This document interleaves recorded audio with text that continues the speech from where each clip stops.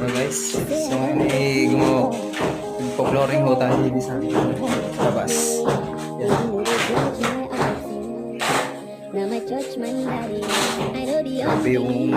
Grabe yung init. Yung panahon. Natapos natin dalawang canopy sa labas, bintana.